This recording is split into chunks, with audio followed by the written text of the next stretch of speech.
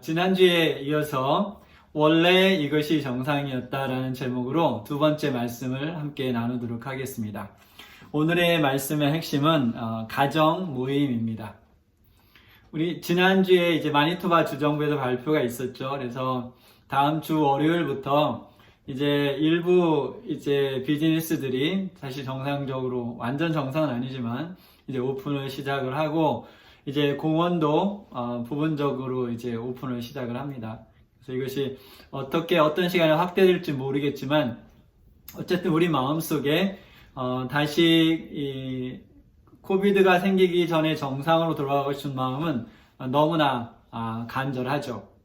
근데 지난주에 제가 말씀을 나누었듯이 하나님께서는 우리가 코비드 전에 우리가 생각했던 정상적인 삶이 아닌 성경에 기록된, 그리고 초대교인들이 살았던 그 정상적인 원초적인 정상으로 돌아가기를 원하신다라고 말씀을 나눴습니다.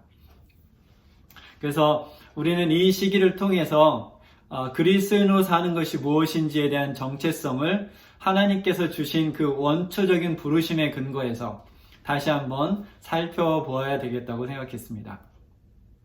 다시 한번 말씀을 보면 예수님께서는 또 우리에게 이르시되 아무든지 나를 따라오려거든 자기를 부인하고 날마다 제 십자가를 지고 나를 따를 것이니라.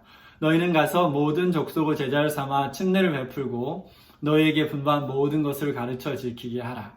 이 본질적인 정상적인 그리스도의 삶으로 저를 포함한 우리 모두가 돌아갈 수 있게 되기를 간절히 바랍니다. 오늘은 이 초대교회부터 정상적으로 시작한 것인데 또다시 이 기독교 역사 속에서 많이 사라지고 비정상적인 상태로 된 또 다른 한 가지를 살펴보도록 하겠습니다. 우리가 사도행전 2장에 보면 오순절이 돼서 하늘에서 성령이 불같이 내리는 장면이 기록되어 있습니다.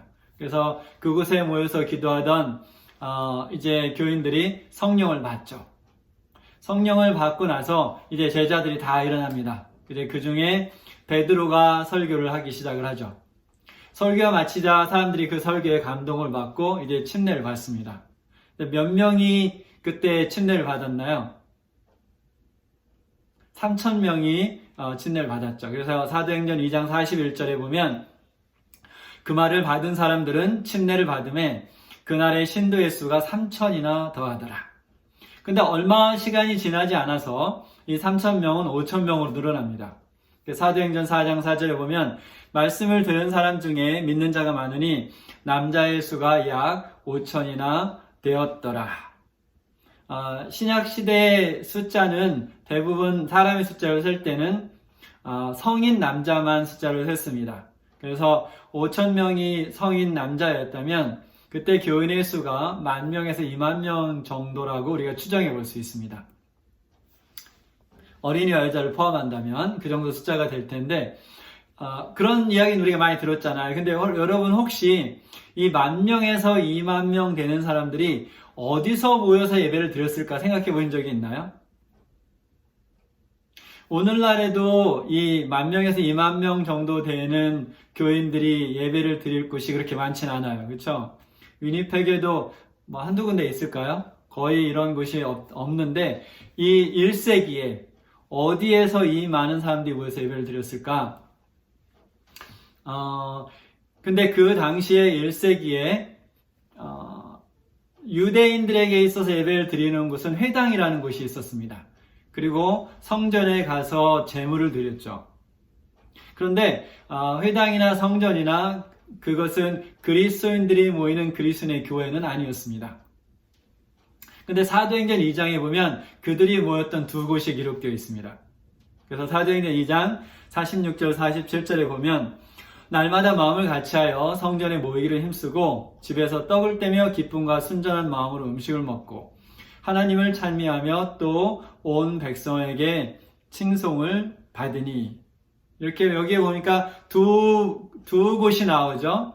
그들이 성전에서 모였고 또 어디서 모였습니까? 집에서 모였습니다. 이렇게 두 군데서 모였는데 제가 이번 주 설교를 준비하기 전까지는 그들이 성전에서 모였다라는 것을 제가 어떻게 이해하고 있었냐면 이게 너무나 명백한 건데 제가 잘못 이해하고 있었어요.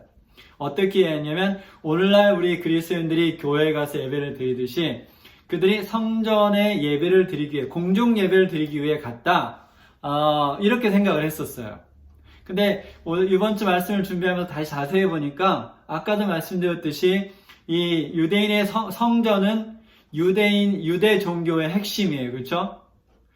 예수님을 십자가에 못 박고 제자들을 핍박했던 그 바리새인들이 그 유대인들이 그리스도인들이 그곳에 모여서 공중 예배를 드리게 했겠어요?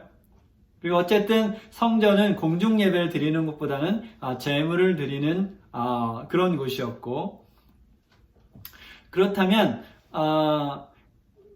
이들이 성전에 갔던 이유는 또 다른 이유가 있었을 것 같습니다. 그렇죠? 이들이 또 다른 이유가 있었을 것 같은데 제가 두 가지 한번 생각해 볼 수 있었어요. 하나는 지금 현재까지는 대부분의 이 그리스도인들은 유대교에서 그리스도인이 된 사람들이죠. 그렇죠? 유대교에서 기독교로 개종을 한 사람들인데 여전히 그들 마음속에는 누가 있었을까요? 어떤 마음이? 그들은 여전히 누굽니까? 유대인이었죠. 그래서 이 성전은 여전히 유대인인 그들에게 중요한 장소 중에 하나였습니다. 두 번째는 이들이 성전에 갔던 이유는 그곳이 어떤 곳이었냐면 전도하는 곳이었어요. 그래서 사도행전에 보면 베드로와 요한이 성전으로 갈 때 성전 앞에 있던 절름발이를 고치죠. 그렇죠? 그리고 사람들이 다 놀라서 그 주변에 모여들 때 그 솔로몬의 행각에서 베드로가 전도하는 설교를 합니다. 이렇듯이 그들이 성전에 모였던 것은, 성전에 갔던 것은 그곳에서 현재 우리가 드리는 공중 예배를 드리러 갔던 것이 아니라 그곳에 전도하러 갔던 것이죠. 그렇다면 이제 한 곳밖에 안 남았죠. 그렇죠? 이 10,000명이나 20,000명 되는 사람들이 모인 곳이 어디였냐면 가정이었어요. 집이 엄청 컸나 봐요. 그렇죠? 한 10,000명, 20,000명이 모일 만큼 집이 엄청 큰 집이 있었을까요? 아마 그 당시 궁전에도 그만 사람이 모이긴 힘들었을 것 같아요. 그들이 모였던 곳은 가정집이었습니다. 제가 좀 이따 설명을 드릴게요. 그래서 그들은 소그룹으로 각 가정에서 만나서 예배를 드렸어요. 또 다른 하나의 증거는 그 당시에 로마 시대에 이 기독교는 정상적인 정부에서 인정하는 종교가 아니고 불법 종교였습니다. 안타깝게도. 그죠? 그래서 로마 정부가 그들에게 교회 건물을 짓는 것을 허락하지 않았어요. 그래서 결국은 그들은 공중 예배를 드릴 수 있는 곳이 없었고 소그룹으로 각 가정에서 만나서 예배를 드리고 교제를 했던 것이 이제 초대교회의 모습입니다. 그렇다면 이렇게 초대교회가 예배를 이런 식으로 드렸는데 그 결과는 어떻게 됐나요? 우리가 모이는 성전이 없이 각 가정에서 소그룹으로 만나서 가정 예배를 드린 그 결과는 콘스탄틴 시대가 되기 전까지 250년 동안 이 초대 기독교회는 교회 건물이 없이 단순히 살아남았을 뿐만이 아니라 생동력 있게 성장을 했습니다. 어쩌면 최고의 그 당시의 어떤 문화를 봤을 때 엄청나게 빠르게 성장을 했습니다. 지난주에도 제가 콘스탄틴에 대한 이야기를 잠깐 나누었어요. 근데 콘스탄틴이 처음으로 일일 휘업령을 이제 정부에서 내렸던 첫 번째 사람뿐만이 아니라 이 콘스탄틴이 무엇도 했냐면 초기에 교회라는 우리가 지금 부르는 교회라는 건물을 짓기 시작했던 사람이죠. 로마에. 우리가 이 복음서를 보면 예수님께서 우리에게 무엇을 가르치세요? 이제는 예수님께 돌아가실 때 무엇이 이렇게 반으로 찢어졌습니까? 성막이, 그쵸? 지성소와 그 성소를 가리고 있었던 그 성막이 반으로 찢어지면서 더 이상 건물의 성스러운 개념이 사라졌어요. 그 대신 무엇을 가르쳤냐면 하나님께서 이 믿는 그리스도인의 신자의 마음속에 거하시는 것을 신학은 가르치고 있습니다. 그런데 이 콘스탄틴이 교회를 지으면서 어떻게 했냐면 그 교회를 유대인의 성전처럼 역시 그 교회를 거룩한 곳이라고 지정을 했고, 단순히 종교적인 목적으로만 사용할 수 있고, 지난주에 말씀드렸듯이 그 교회에 성직자를 임명을 해서 그 관리를 하고 서비스를 제공하게 했습니다. 이것이 콘스탄틴이 했던 것이죠. 근데 이렇게 되면서 결과적으로 어떤 일이 발생을 했냐면, 그전에는 그들이 어디에 모였습니까? 교회 건물에 있기 전에 집에서 모여서 사람 중심의 종교였던 이 기독교가 무엇으로 바뀌냐면 건물 중심으로 바뀌고, 그 교회 건물이 교인들의 삶의 중심으로 옮겨갔던 것이죠. 무엇에서? 가정과 소그룹이라는 그런 가족 개념의 교회에서 큰 공중, 회중이라는 그런 큰 개념 속으로 이 교인들의 삶이 옮겨져 가버린 것이죠. 그래서 그것이 우리가 요즘 말하는 뉴 노멀이 됐던 거예요. 근데 사실은 그것이 예수님께서 원했던 노멀은 아니라는 것이죠. 또 한 가지 문제는 무엇이냐면, 그들이 다시 이 신약에는 그 성직자와 평신도라는 개념이 없어요. 모두가 다 거룩한 하나님의 제사장이죠. 그래서 예수 그리스도의 이름으로 침례를 받은 사람들은 모두가 다 거룩한 제사장인데, 성직자와 평신도의 개념을 나누어지게 했어요. 이제 이 성직자들을 임명을 하면서. 그래서 그거는 신약 시대에 이제는 비성서적인 상황인데, 오늘날까지 그것이 유지가 되고 있는 것이 사실이죠. 그래서 어떻게 바뀌었냐면, 다시 한번 말씀드리면, 이 각 가정에서의 소그룹 모임이 이제는 교회라는 큰 건물 속에서 그 사람에서 건물로 옮겨가 버려졌고, 이 땅끝까지 복음을 전한 이 사명이 성직자에게만 해당되는 것처럼 오해되기 시작했어요. 원래는 누구에게 주어진 것인데, 모든 침례를 받은 교인들에게 주어진 사명인데, 이것이 성직자에게만 제한된 것처럼 이해되고 그러한 기독교의 삶을 살아오고 있죠. 이것이 사실은 정상이 아닌데 정상처럼 되어버린 교회의 모습의 한 부분입니다. 이렇게 돼서 세월이 흘러가면서 교회는 그 당시에 세상에서 가장 부유하고 가장 권력 있는 기관으로 변하기 시작을 했어요. 그러면서 중세 암흑기가 시작이 됐죠. 근데 이제 그렇게 모든 권력과 부를 누리게 됐던 이 중세 시대의 교회는 어떤 일을 합니까? 원래 하나님께서 주신 원초적인 기독교인의 삶을 사는 사람들을 어떻게 하기 시작했어요? 핍박하고 죽이기 시작했습니다. 그래서 거의 싹 쓸어버릴 정도로 이렇게 쓸어버렸죠. 그러나 하나님께서는 우리 열왕기상에 보면 하나님께서는 누구를 항상 갖고 계시냐면 남은 자손을 갖고 계세요. 그래서 열왕기상 19장 18절에 보면, 그러나 내가 이스라엘 가운데 7,000명을 남기리니 다 바알에게 무릎을 꿇지 아니하고 다 바알에게 입맞추지 아니한 자니라. 이렇게 엘리야 시대에 7,000명의 바알에게 무릎 꿇지 않은 거룩한 사람들을 갖고 있었던 하나님은 이 중세 암흑 시기에도 남은 자손들을 갖고 있었어요. 그들이 이제 무엇을 시작합니까? 그들이 종교 개혁을 시작을 했고, 이 종교 부흥 운동이 일어나기 시작을 합니다. 그래서 전에 이제 교수였고 저자이기도 한 하워드 신더는 이제 이런 책을 썼어요. The Problem of Wineskins. 그래서 포도주 가죽 부대의 문제라는 책에서 어떤 것을 저술하고 있냐면, 사실상 그리스도교 역사의 주요 영적 회복 운동은 소그룹으로 돌아가고 개인의 집에서 모여 기도하고 믿음을 논하고 성경을 공부하는 활발함이 동반돼서 일어난 것을 볼 수 있다. 그래서 예수님께서 돌아가신 후에 초대교회가 소그룹으로 만나서 교회를 성장시켰던 것처럼 그 이후에 일어난 모든 신앙개혁 운동은 무엇이 같이 동반됐어요? 소그룹 활동이 같이 동반된 것을 볼 수 있습니다.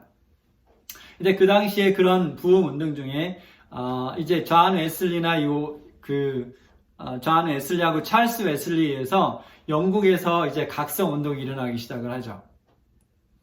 그래서 그들이 이제 감리교의 기초를 놓는데, 그때 그 중에 이제 존 웨슬리가 어떤 것을 기록했냐면, 소그룹이 존재하지 않는 한, 어떤 교구도, 그러니까 어떤 교회들도 성장을 경험하는 곳이 없고, 앞으로도 없을 것이다. 그랬어요. 이 말은 이제 예수님으로부터 계속해서 이게 쭉 우리에게 전달해 오는 그 진리인 거죠. 그렇죠? 예수님께서 주신 방법이었어요. 그래서 그것을 이 존 웨슬리도 깨달았고, 결국은 교회 성장이 있는 곳에서는 무엇이 필연적으로 있을 수밖에 없다는 거죠. 소그룹 모임이 활성화하는 것이 필연적으로 있을 수밖에 없다는 것이고, 그것이 없이는 교회가 진정한 성장을 경험할 수 없다라는 것입니다. 근데 이 존 웨슬리가 시작한 그 12 멤버 하우스 그룹, 이렇게 12명을 시작했던 그 이제 가정에서 모였던 그것이 이제 감리교회 클래스 미팅으로 옮겨왔어요. 지금 현재를 어떻게 부르는지 모르겠어요. 그래서 영어로 보면 이제 클래스 미팅인데 감리교회 클래스 미팅으로 바뀌었고, 이것이 이제 우리 재림교회가 시작하면서, 우리 재림교회가 이 감리교회 뿌리를 두고 있죠. 그렇죠? 그래서 재림교회가 시작을 하면서 카티지 미팅이라고 불렀어요. 근데 이제 우리말로는 뭐 가정 모임 이렇게 번역을 해놨는데, 우리말 번역한 이제 예언의 보면 카티지 미팅, 결국은 소그룹 모임이죠. 그렇죠? 이제 그것의 기초가 됐다고 볼 수 있습니다. 근데 우리가 재림교회 역사를 보면 그 시작부터 우리 재림교회는 무엇을 강조한 교회였냐면, 재림교회에 무엇을 강조한 교회였냐면 소그룹을 강조한 교회였어요. 왜 그러냐면 우리가 아까 말씀드렸듯이 이 감리교회 뿌리를 두고 있기 때문에 그 전통을 받았고, 또 화이트 부인의 저수를 통해서 그 소그룹 활동을 강조하고 있는 모습을 볼 수 있습니다. 그래서 이 화이트 부인이 어디로 선교사를 갔습니까? 오스트레일리아로 선교사를 갔죠. 그때 어떤 일이 일어나면 이제 멜번 시티 중심으로 해서 엄청난 종교개혁 운동이 그 도시에 일어났어요. 그래서 그 당시에 2,000개가 넘는 그 작은 소그룹들이 이 멜번시에 활성화됐었습니다. 그래서 이러한 모습들을 본 화이트 부인은 무엇을 기록했냐면, 그리스도인의 활동의 기초로서 작은 단체들의 형성, 즉 소그룹 모임이 실수할 수 없는 분에 의해서 나에게 제시되었다. 그래서 만일 교회 안에 큰 수의 사람들이 있다면, 이 큰 수의 사람들은 이게 굉장히 비교적인 말이죠. 그렇죠? 비교적인 말인데, 우리 지금 한인교회가 교회 건물에서 예배를 드리면 40에서 50명 정도 예배를 드리죠. 근데 한번 생각해 보세요. 지난 1년, 너무 오래 생각하지 않고 지난 1년을 생각해 보면 1년 동안 예배를 드리면서 한 번도 대화를 안 한 사람이 있어요, 없어요? 있을 거예요. 있을 거예요. 한 번도 대화를 안 한 사람이. 이것이 숫자가 많아지면 많아질수록 더하겠죠. 근데 50명 정도만 돼도 1년을 지나면서 한 번도 악수를 하거나 대화를 안 한 사람이 있을 수 있는데, 그것이 100명이 되고 150명이 되면 어떨까요? 200명이 되고 1000명이 되면 결국은 궁중 속에서 그냥 뭐하고 비슷하냐면, 그냥 그렇게 많아지면 결국은 축구장에 가서 자기 팀 와 환호하다가 그냥 집으로 돌아가는 거하고 별로 다름없는 그런 형태의 그리스도인의 삶의 모습일 수 있습니다. 다시 코테이션으로 돌아가면, 그래서 만일 교회 안에 큰 수의 사람들이 있다면 교인들을 작은 소그룹, 단체들로 형성하여 교인들뿐만 아니라 불신자들을 위해 일하게 해야 된다. 그래서 소그룹으로 결성하는 이유는 뭡니까? 우리끼리 즐겁고 재미있게 시간을 잘 보내자라는 것이 아니고, 무슨 목적이 있어요? 그 안에서 우리가 신앙적으로 성숙하고, 그 신앙적으로 성숙한 그곳에 하나님을 믿지 않는 사람들을 초청해서 그 아름다운 사랑을 보여줘서 그들도 역시 하나님의 자녀로 거듭날 수 있도록 도와주는 곳이 이 소그룹이라는 것이죠. 그런 목적으로 소그룹을 형성을 해서 불신자들을 위해 일하게 해야 된다. 그래서 한 장소에 진리를 아는 사람이 두세 사람만 있을지라도. 그렇죠. 우리가 지역별로 나눠져 있기 때문에 결국은 우리 이웃을 보면 어쩌면 우리 한 가정이 그 지역을 대표하고 있는 거죠. 재림교회. 그렇죠. 그 사람들이 어떻게 하라고 했냐면 두세 사람만 있을지라도 그들은 스스로 일꾼의 단체를 형성해야 된다. 그래서 소그룹으로 만나서 그 그리스도의 복음을 전하는 일꾼이 되어야 된다는 것이죠. 그들은 그들의 연합의 유대를 깨트리지 않고 지속하고 사랑과 연합으로 함께 결속하고 전진하도록 서로 격려하고 각각 다른 사람들의 도움으로부터 용기와 힘을 얻어야 한다. 그래서 소그룹에서 만나면 가장 중요한 것이 서로 사랑으로 하나 돼서 그 유니티가 서로 사랑으로 하나 되는 것이 중요하죠. 그렇죠? 근데 그곳에서 만나서 서로 싸우고 다툰다면 이 믿지 않는 사람을 초대할 이유가 없겠죠. 그렇죠? 초대하면 아이고 교회 다니는 사람들 못 쓰겠어. 이런 말밖에 더 나오겠어요?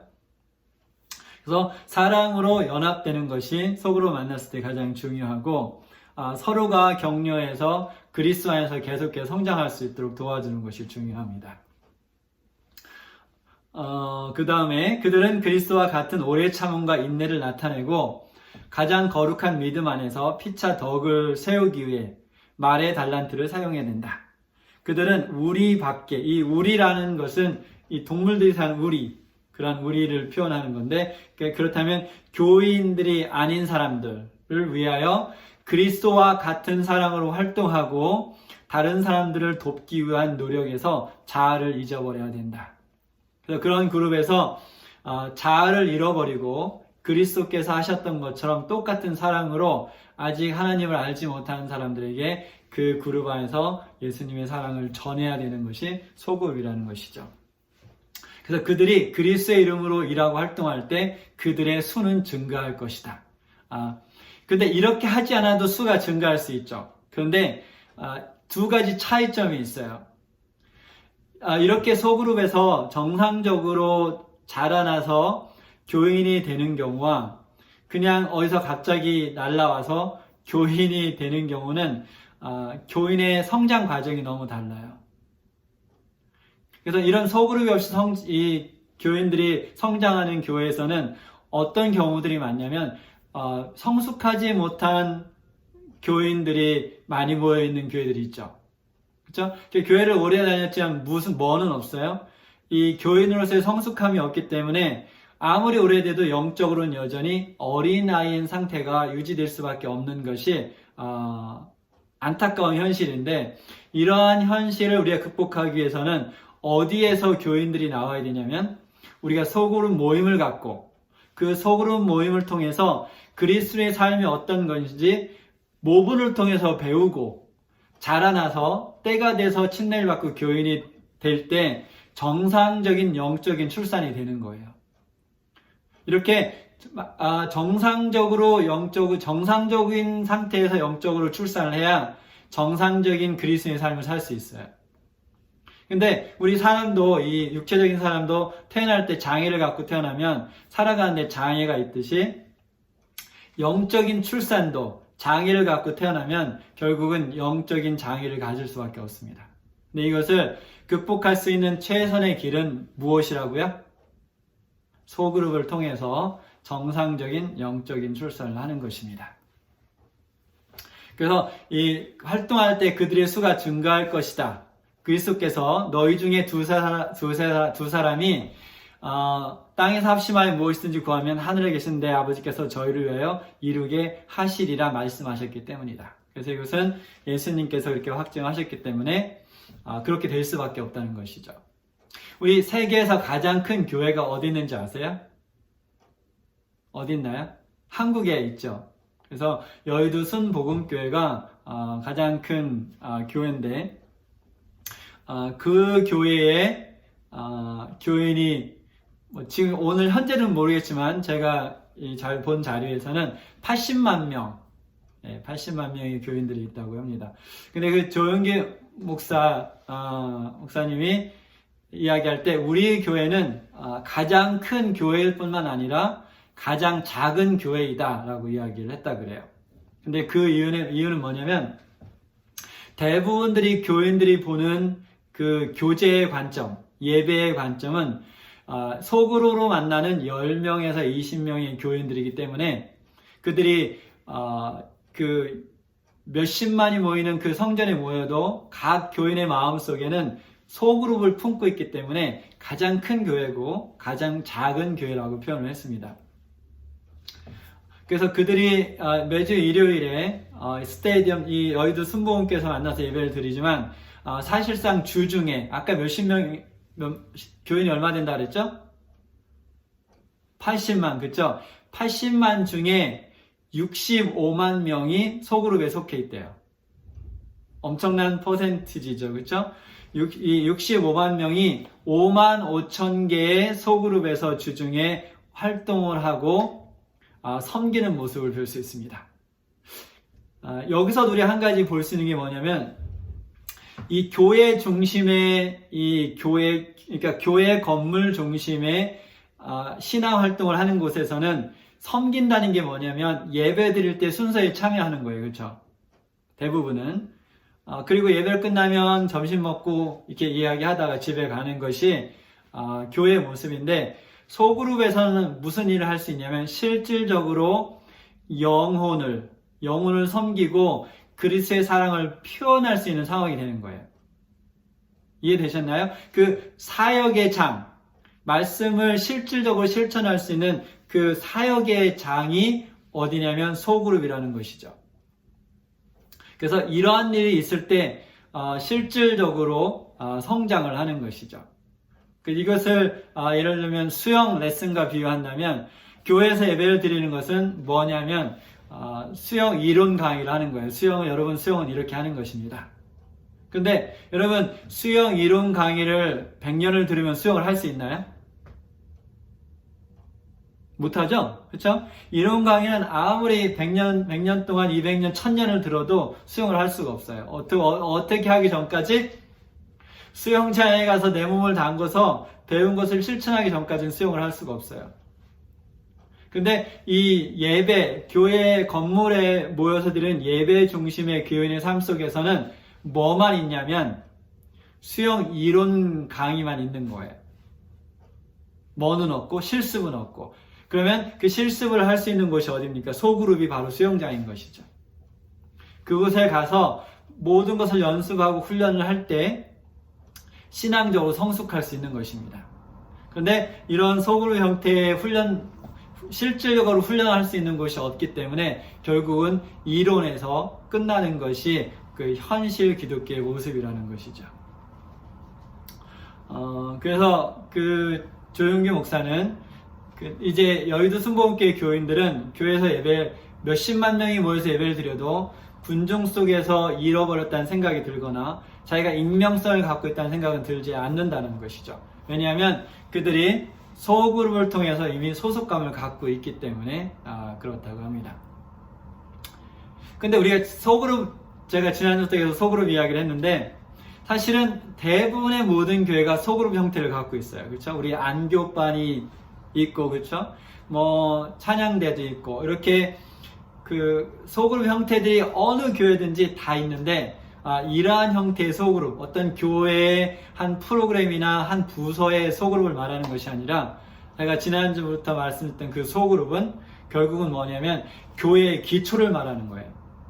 그러니까 소그룹 위에 교회가 만들어진다는 것을 말하는 거죠. 그것이 소그룹이 없이는 교회가 형성되지 않는 그런 형태의 소그룹을 말합니다. 여러분, 우리가 성경 봉독에서도 읽었지만 이 마지막 시대의 사탄의 전략 중에 하나는 교인들을 서로 못 만나게 하는 것입니다. 그렇다고 생각이 들지 않나요? 그렇죠? 전에는 교회가 우리 아까 사도행전 2장 보니까 교인들이 일주일에 몇 번 만났어요? 일주일에 몇 번 만났어요? 7번 만났어요. 매일 만났어요. 우리가 맞아요. 7번 만났어요. 근데 우리가 그 한 20년, 30년 전을 생각해 보면 한국에서 우리가 일주일에 교회에서 적어도 몇 번 만났어요? 3번 만났어요. 그래서 화요일 날 만났고, 금요일 날 만났고, 토요일 날 만났고, 적어도 일주일에 3번을 만났어요. 근데 이제 대부분의 한국 교회도 이제 뭐가 없어지냐면, 주중에 예배 드리는 화요 예배가 없어지고 있어요. 많이 없어졌어요. 그리고 이제 뭐도 없어지기 시작하냐면, 이제 금요 예배도 없어졌어요. 그리고 언제만 만나요? 그래서 말 그대로 진짜 지난주에도 얘기했지만 말 그대로 안식일 기운이 된 거예요. 안식일 날 예배 드리는 그날 그 시간만 안식일 기운인 거죠. 이렇게 사단의 마지막 전술 중에 하나는 교인들이 삶에 바빠지게 해서 사실은 어떻게 보면 더 바빠지면 안 될 것 같은데, 그렇죠? 더 교통수단도 빨라졌고 모든 것이, 옛날에는 밥을 해도 어떻게 했어요? 불 펴가지고 밥 했는데, 요새는 스위치만 누르면 되고 모든 것이 더 편리해지고 쉬워졌는데 이상하게 더 바빠지고 더 만날 수 없고 서로 멀어지는 것이 현대인의 삶의 모습입니다.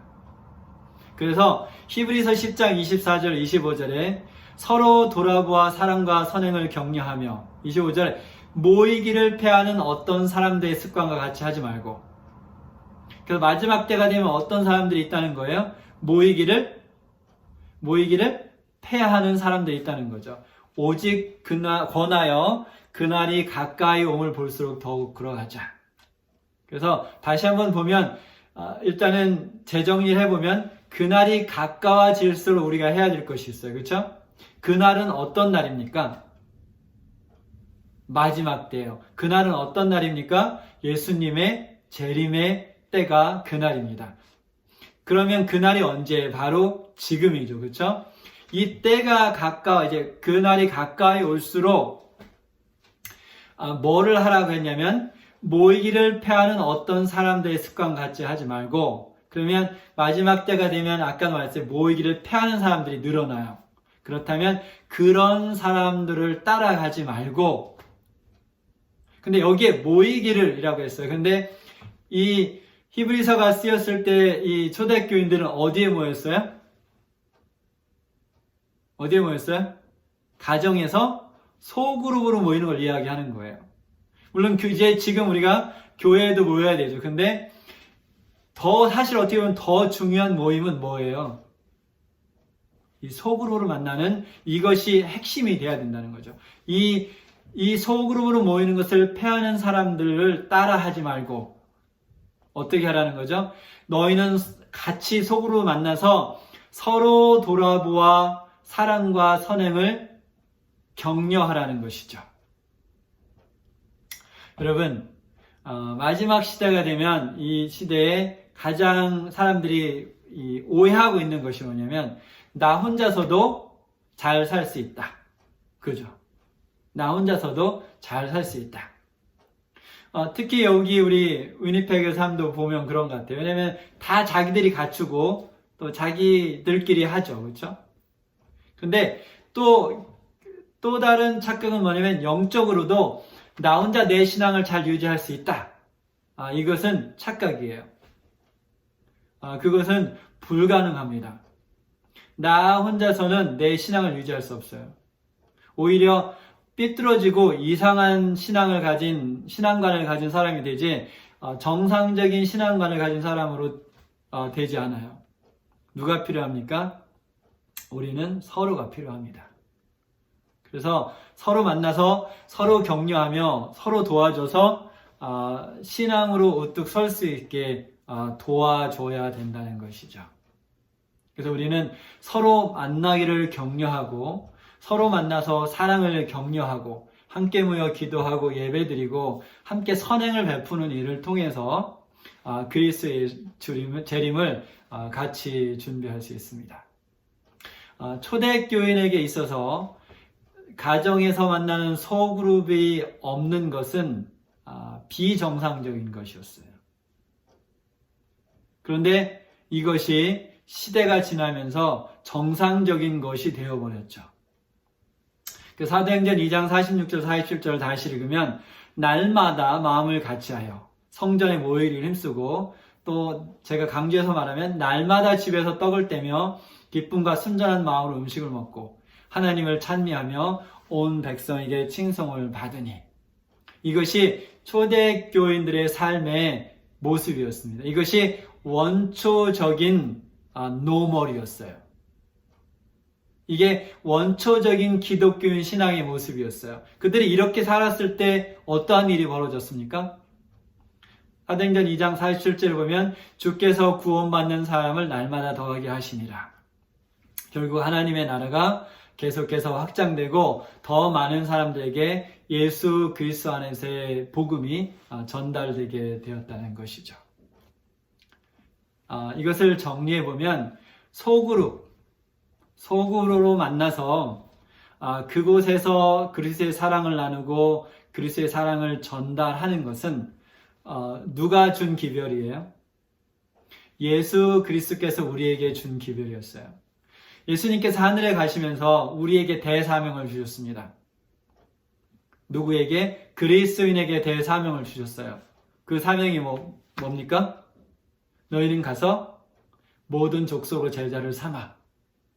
그렇죠? 그들에게 침례를 주고 그들에게 내가 가르친 것을, 분부한 것을 가르쳐 지키게 하라. 이것이 대사명이었는데, 이렇게 너희들 이것을 해라 라고 명령하셨을 뿐만 아니라 그것을 할 수 있는 도구를 같이 주신 거죠. 그 도구가 뭡니까? 그 도구가 소그룹이었던 것이었어요. 그래서 이 소그룹을 통해서 그리스도의 복음이 온 세상에 전파되는 것이 바로 예수 그리스도께서 하셨던 계획하셨던 것이라는 것이죠. 근데 그분이 우리에게 그 도구를 주셨을 뿐만 아니라 그분이 이 땅에 계실 때 어떻게 하셨어요? 그 도구를 사용하셨어요? 아니면 사용 안 하셨어요? 사용하셨죠. 그렇죠? 12제자라는 소그룹 활동을 3년 반 동안 하셨어요. 그리고 결국은 그들을 통해서 어떤 일이 벌어졌습니까? 온 세계에 복음이 전파됐고 오늘날 우리에게까지 이 복음이 전달됐던 것이죠.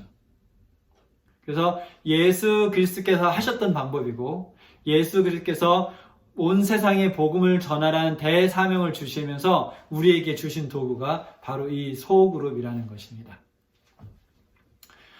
옛날 구소련에는 구소련이 이 공산주의였잖아요. 그렇죠? 공산주의에서는 기독교를 신앙을 갖는 것을 인정하지 않기 때문에 그 당시에 살았던 캐설린이라는 기독교인이 있었습니다. 이 구소련에. 근데 이 메노나이트 교인이었었는데 그들이 갖고 있는 신앙 때문에 이제 여러 사람들과 같이 시베리아에 있는 노동하는 곳으로 보내줬어요. 근데 우리가 많이 들어봤잖아요. 그렇죠? 이 공산주의에서 그런 노동하는 곳으로 보내주면 어떻게 사는지. 굉장히 힘든 삶을 살았어요. 여기 추운데 시베리아도 한국에 있을 때 제일 추운 곳 중에 하나 하면 시베리아를 생각했었는데, 물론 위니펙도 만만치 않은데, 이제 그 시베리아의 그 추운 곳에 그들의 잠자리는 이 나무 판자로 만든 것에 그냥 볏짚단 같은 것을 깔아놓은 것이 그들의 잠자리였습니다. 근데 이 캐서린은 캐나다에 교인이 있었어요. 캐나다에 친척이 있었습니다. 그래서 이 친척들이 노력 끝에 이 캐서린을 캐나다로 3달 방문 비자를 받아서 캐나다로 올 수 있게 했어요. 근데 원래 그 목적은 뭐였냐면 캐서린을 캐나다로 오게 해서 이제 망명을 신청하는 것이 이 친척들의 계획이었습니다. 그래서 이제 캐서린이 캐나다 도착하자마자 그들의 차를 태워가지고 그 가족 이 집 저 집을 다니면서 그들의 삶을 보여줬어요. 근데 그 시베리아에 살았던 이 캐서린에게는 이 캐나다에 사는 이 친척들의 삶이 어떤 모습과 같았냐면 앨리스가 그 원더랜드 그곳에 도착했을 때 그런 놀라움 같았어요. 평범한 사람들이 어떻게 이렇게 많은 것을 누리고 사는지를 이해할 수가 없었습니다. 너무나 놀랐었는데 그래서 야, 귀족들도 이렇게 많은 것을 소유하고 살 것 같지 않았어요. 그래서 그 눈에는 귀족보다 더 화려한 삶을 이 캐나다에 있는 사람들이, 일반적인 사람들이 살고 있다고 생각을 했죠. 근데 이렇게 몇 주가 지난 다음에 캐서린이 한 말을 듣고 친척들이 깜짝 놀랐어요. 뭐라고 했냐면 정말 나를 이렇게 잘 대접해줘서 고마운데 사실 나는 이 시베리아에 있는 내 그 친구들이 너무 그립다고, 그곳에 가고 싶다고. 그래. 여러분이 친척들이었다면 어떤 생각이 들었겠어요? 뭐라고? 아니, 그 고생한 이야기를 우리에게 다 해놓고 왜 거기를, 그곳으로 다시 돌아가고 싶냐고. 친척들은 이해할 수가 없었습니다. 그러자 캐서린이 뭐라고 했냐면, 이 내 마음을 내가 잘 설명할 수 있을지 모르겠지만 여러분들이 살고 있는 삶을 보니까 여러분들의 삶은 모든 것을 다 갖고 있고 여러분들이 소유한 그것을 중심으로 여러분의 삶이 돌아가는 것 같습니다. 그런데 시베리아에 있는 우리는 아무것도 없기 때문에 우리의 삶은 그리스도 안에서 우리에게 주어진 형제 자매들 중심으로 우리의 삶이 돌아갑니다. 차이점을 이해하시겠어요? 이 캐서린이 봤던 이 캐나다에 살고 있었던 그 친척들의 삶은 그들이 소유한 그 소유물 중심으로 삶이 돌아가고 있었고, 캐서린이 그곳에 오기 전에 시베리아에서 그 고생하며 살았던 그곳에서는 소유가 아니란 서로 사랑하는 그 사람들 간의 교제 중심으로 삶이 돌아가고 있었다는 것이죠. 그리고 캐서린에게 있어서는 그것이 더 소중했다라는 것입니다. 지금 우리에게는 무엇이 소중합니까? 우리의 삶은 무엇을 중심으로 돌아가고 있습니까? 우리는 무엇을 추구하며 살아가고 있습니까? 캐서린에게는 서로가 있었습니다. 사랑을 나누고 교제하고 모든 마음을 털어놓을 수 있는 서로가 있었습니다. 우리 위니펙 한인교회의 삶에는 누가 있습니까? 우리도 모든 것을 털어놓고 서로 감싸주고 서로 도우며 사랑할 수 있는 서로가 우리에게 있습니까? 오늘 이 시간을 통해서 예수님께서 간절히 우리에게 바라는 것은 이제 위니펙 한인교회 우리 교인들의 삶이 초대교회의 정상적인 그리스도의 삶으로 돌아가길 원하는 것입니다. 우리가 이 팬데믹이 있기 전에, 이 재난이 있기 전에 만났던 그 삶이 아닌 더 원초적인 그리스도의 삶, 서로가 있는 삶, 진정한 교제가 있는 삶, 그리스도의 사랑을 나누고 또 그리스도의 사랑을 전하는 삶, 그 원초적인 삶으로 우리가 돌아가길 예수님께서는 간절히 원하고 계십니다. 이제는 우리가 이 초대교회에 만들었던 그러한 종류의 소그룹을 이제 위니펙 한인교회도 만들어야 되겠습니다. 그래서 소그룹을 만나서 서로 사랑하고 또 서로를 위해 살고 위니펙에 살고 있는 사람들에게 사랑을 전하는 그러한 위니펙 한인교회가 되기를 간절히 바라면서 말씀을 마치겠습니다.